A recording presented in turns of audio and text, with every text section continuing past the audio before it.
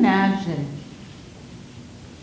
what the world will be like if everyone on planet Earth, over 7 billion people, would know that there's only one presence and one power in the world, and not only know it intellectually, but be living it? What would our world be like? Amen. Right? I was sitting here and I was reminded of that story, which you might have heard about the difference between heaven and hell. In hell, they have all this wonderful food, but the spoons are very long and they can't bring it to their mouths. So what happens? They're starving. In heaven, they're all joyful because they're feeding each other. They're feeding each other. They realize that there is no other. There's only the one presence appearing as you. One presence. In a multiplicity of expressions. We all have different thumbprints. They're complex order where we all have a gift, a beautiful calling within the whole. So let me ask you a question. Are you on fire about your life now? Yes. Are you living the best version of yourself? Well, if you're not, because I see some faces going no, guess what? It's a new year, a year of 2020 vision. Actually, a new decade. A new decade. With 346 more days this year, if my count is right, right? 346 more days where every day we can be the best version of ourselves, where we can create our masterpiece. So if we don't like what's happening in our world right now, we have an opportunity to change the movie. See, it's like there's a screen and then there is the projector of the film, right? We can identify with the characters in the movie. And our movie can be a wonderful comedy, a drama, can be many things. Or we can step back a bit and say, wait a minute, I can change this by changing the way that I see my life, the way that I see any situation, because the reality is that absolutely nothing has meaning other than what we give it. Nothing, absolutely nothing has meaning. It's all the one appearing as the many. Nothing is as solid as it appears. Everything is in constant change. What we do have the power is how we perceive reality, how we show up to our lives, how we respond instead of react. See, we are the one awakening in us, the feet, the voice, the hands of God, right here, right now. And we can begin to ask ourselves, what am I passionate about? What am I here to contribute? At the earlier service, the children were here, and they would ask questions, and you should have heard them, the wisdom that came from those children. And I'm reminded of Jesus' words, you have to be like a child in order to enter the kingdom. And the kingdom of God is at hand. It's a present moment experience. Here now is the power to make a shift in our lives, to contribute, to live from the big mind and not the little poor me. To open our hearts to the big heart, to open our hearts to love, to joy, to possibilities. So we're here to dance in the field of infinite possibilities. So are you willing, because you have to be willing, are you willing to stretch and be all that you were meant to be? Yes. Yes. Are you willing to get passionate about your life? Yes. Yay! Yes, let's laugh a little. We take ourselves too seriously. The past is gone. We're all on a hero's journey. My friends, all of us are on a hero's journey in this great adventure of life. And we have the heart of a hero. with the mind of a monkey, a drunken monkey. And that monkey, the way this mind works is it likes to grasp something and boy, I'm not going to let this go. And it gets to, and it has its habits. And it gets stagnant. Or it pushes things away and it's criticizing and it's compartmentalizing and it is comparing. But if we step back and breathe, there's a greater mind in us, which is the divine mind, the big mind, the mind of wisdom. And in the stillness, we can listen, and we can listen to our intuition, and it is just guiding us. See, 2019 for me was one of the most interesting, to say the least, years of my life. I don't know about you, but it was a year of contrast. And I did go through the dark night of the soul, and at the same time I had amazing opportunities. Just when I was feeling that I was down in a hole, I get a call. Do you want to go and lead meditations and do a workshop through the Greek islands? Yes. Yes, I do. Yeah, next thing I know, I come back. And it's, I get invited to California, Connecticut, New York, the retreats, and it was wonderful. But at the same time, I had the contrast. I felt that parts of me were being taken away. And I don't know, things that I thought I had worked through 25 years ago coming up again. Why is this happening to me again? Well, it was the same, but it was different. It was kind of like there was enough awareness in me that I could see what was going on, and I had to open the space for the breathe into the healing, because the way through it, you have to go through it.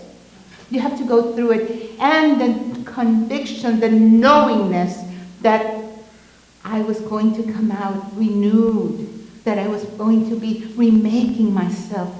Not that I was going to be making anything, but something was steering in me to be renewed. And boy, I started this year feeling light as a feather. And with absolute faith that I can take a leap of faith, that I know that no matter what, I can throw myself on being held in the arms of the divine. No matter where I am, no matter what I am doing, I'm here as the presence saying, I'm here to serve. I'm here to contribute. I don't know what's next. I don't know what's this. But I know that my vision is to serve the awakening of humanity, to be a catalyst for change no matter what. That's what I'm being called to, and I'm here to serve that calling. And that, my friends, we all have a calling. We all have to contribute in the great tapestry of life.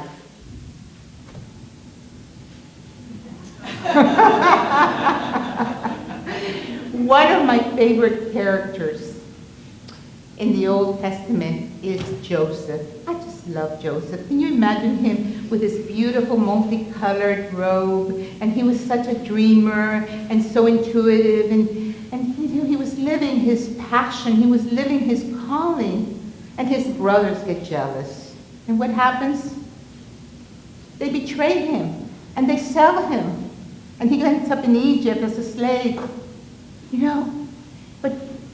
And then there, he gets betrayed again, and he ends up in jail.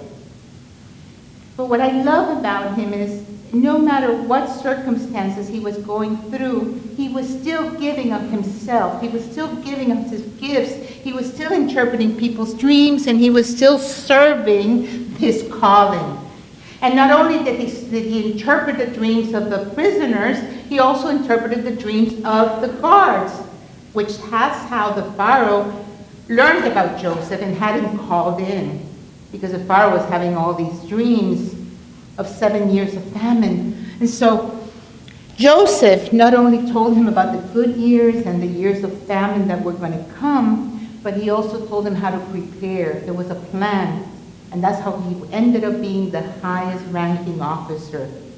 And when the famine did come to pass, his brothers, the ones that had betrayed him, were starving, so they came to see him. And they didn't recognize him. Who would have thought that that would have been the brother that they sold to slavery, right? And so at first Joseph says nothing. And then when he finally says who he is, the brothers were so apologetically, I'm sorry, I'm sorry. What did Joseph say? Oh, no, no. What man meant for evil, God meant for good. There's always, always a blessing, my friends, in every circumstance. What is our part? Our part is to do the forgiveness work, to release any thought that we may be holding on to, any resentment. And forgiveness has many layers. It's thoughts, in our feelings, in our physical body, in everything. It's a continual letting go, releasing of the past. Because if not, you are taking the poison and expecting the other person to drop dead. That doesn't work. Does not work. So for me, Joseph is a symbol of forgiveness, imagination, which is one of our 12 powers, by the way. Are you all familiar with Unity's 12 powers? Our superpowers would come from our I am, the divinity in us. And so, imagination, forgiveness, releasing, letting go, point of power, here. And the Pharaoh, because in Unity, for those of you that might not be aware, in Unity, we interpret the Bible metaphysically, not literally. And so this is really a symbol about our own story, our own walk through this adventure. The sun represents, the Pharaoh represents the sun, the light of who we are, the one presence that we are. And the brothers represent those unawakened thoughts, the monkey mind. Those are the brothers. And we all, every one of us, if you're having a human experience, will have that monkey jumping in your mind.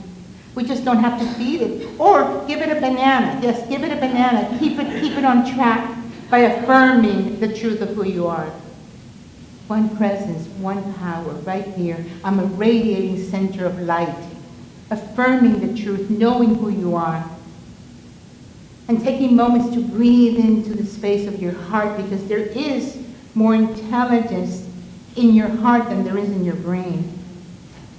Awakening our heart, the big mind of God, and living from that place. We all have something beautiful to contribute to the world.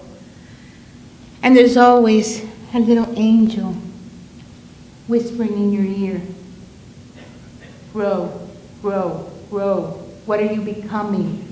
What is the vision that God has for you for your life? For me, the scripture that keeps going in my mind is, wherever you lead me, I will follow. And it's not a deity out there guiding me. No, it is my heart. It is the divine in me. Where are you guiding me? What's emerging? What is seeking to be birthed? Trust your intuition. Trust your knowing. From the moment I wake up and I say, thank you. Thank you for this new day, because it's a new day to do my best, to be my best, to show up fully in my life, to bring forth my values. So what a wonderful adventure we're all on. Are you ready to live the best life? Because you have the opportunity right here, right now, 2020 vision. What does that mean for you? Do you have a word for this year? My word is wholeness. That's my word. Why wholeness?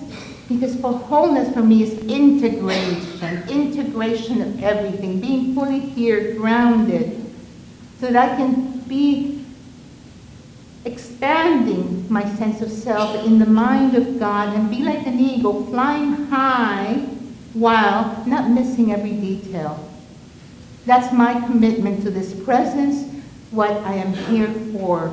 And I'm here to serve. I hope you all come to the workshop this afternoon. I also have a website, elizabethlongo.net. I'm going to be beginning of an online program about 28 days of embodying awakening.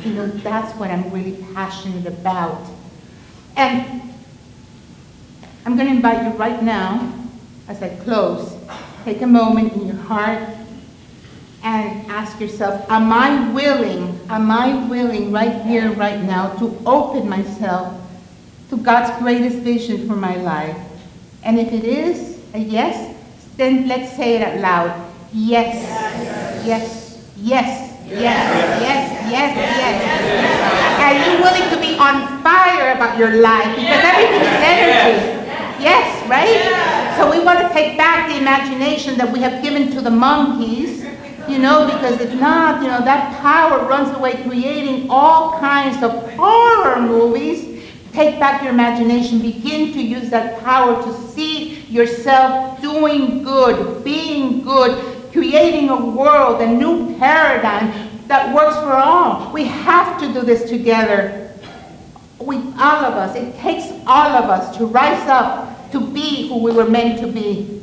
And the time, my friends, is now. And love, coming from love, because love is the greatest harmonizing power that there is in the entire universe. It is the reason, I believe, for all existence, to love, to know itself. God is knowing itself through each and every one of us in a beautiful expression. Let's shine our light. Let's be all that we were meant to be. And the time, my friends, now, now, now. There is only this present moment. Everything else, let it be. And so it is.